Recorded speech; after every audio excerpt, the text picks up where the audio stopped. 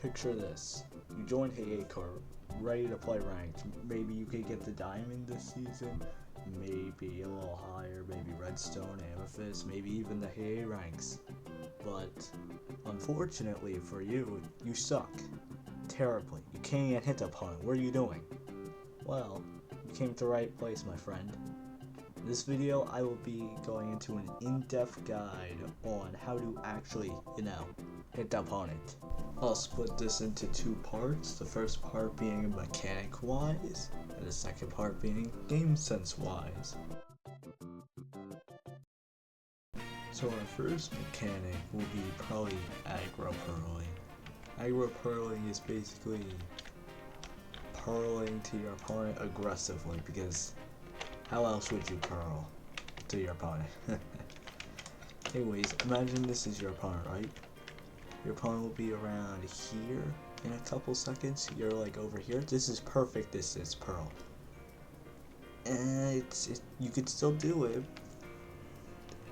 This is terrible. Don't purl when you're right here. I mean, you could if you purl to the side here, but most times you should just rod and then more on that later. But usually when you're like right here, you just purl the side here, bang, and then you can keep doing that if you want. Keep purling, bang, purl, bang, purl, bang. Next mechanic is a variation of the rod combo where you instantly rod them and then instantly hit them. And then you just run forward and swing your sword, and it's an easy combo. Oh, and I forgot to mention, this combo isn't exactly solved yet. We haven't understood why it combos you in this specific way, but I think it has to do with how Render actually moved to the right here. He wasn't moving head on, so I think that contributed to the combo. Next up is the rod combos we all know and might not all love, but it's part of the game, so what you do is just simply insta rod them, which is just rod them and then instantly reel them back, and then you just swing your sword to hit them, and then maybe you rod them again and over again, and then you got your combo. Another thing with the rod is grabbing. Grabbing is essentially using the rod and then, your rod is on the opponent. And you usually want to use this from a long distance, that's why it's called grabbing. And then you just hold them, and then at any time, you can just reel them in, and then maybe you'll catch them off guard, maybe you don't, and then you just hit them. It's pretty simple, and I think it could have some competitive use. There's also wall rod combos, which is basically the same as a rod combo. You get someone gets a wall, you just rod them, and then you click them. Now the next mechanic is chipping.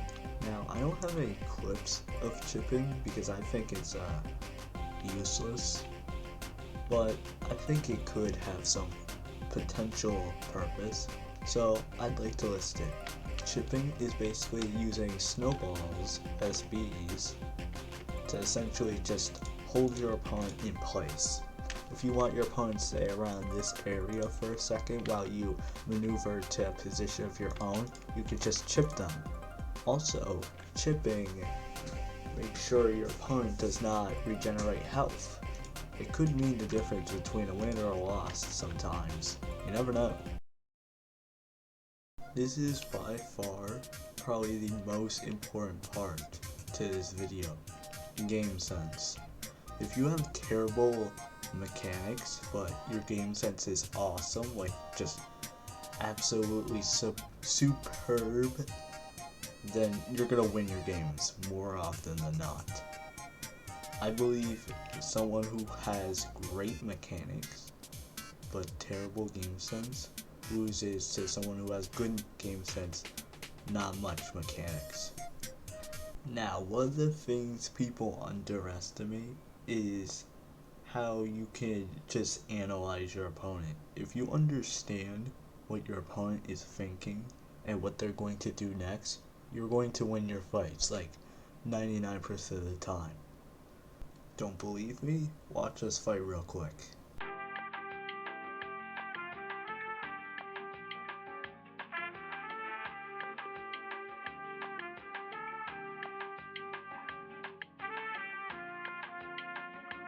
Notice anything particular about that fight? Let's look closer. Bam, I'm knocking Unsound back here. I've played against Unsound so many times, and whenever he's knocked back like this, and he's on low health, I know he's on low health because of game sense. I remember that I hit him specifically, like, I don't know the exact number, but I know he's lower than me at this point. So I hit him back, right? And since I've been in this situation before, I know he's going to hesitate and use a snowball to chip me, or at least use a rod, or something. He's going to hesitate in this situation. So that's why I aggro pearl this.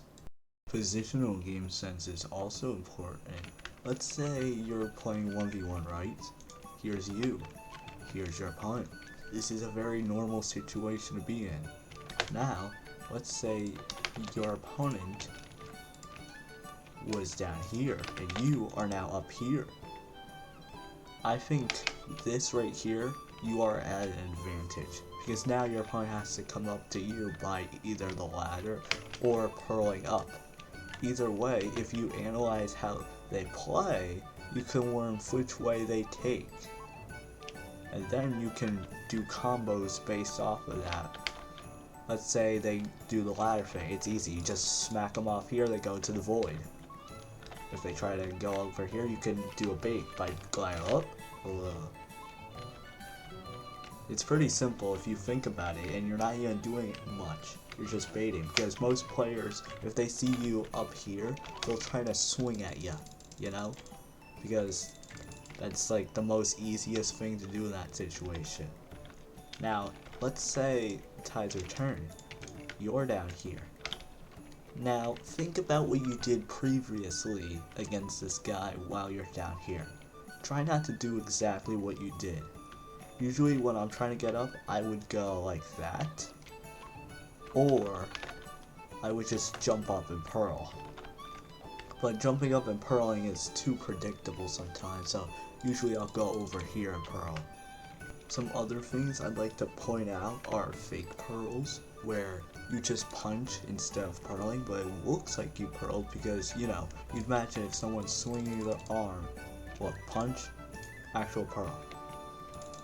It's somewhat hard to tell the difference, so fake purling is pretty handy. Strafing is also important. You don't just want to run at your opponent straight on, you want to strafe so you can be more unpredictable. And also strafing helps so, you know, it's hard for them to actually aim with their fishing rod or purling. So it helps a lot to strafe. Alright, we've reached the end of today's video. So if there's anything I missed, let me know down in the comments. If you want me to cover 2v2 and 3v3 game sense and what positioning you should choose, let me know. And otherwise, I'll be ending this video.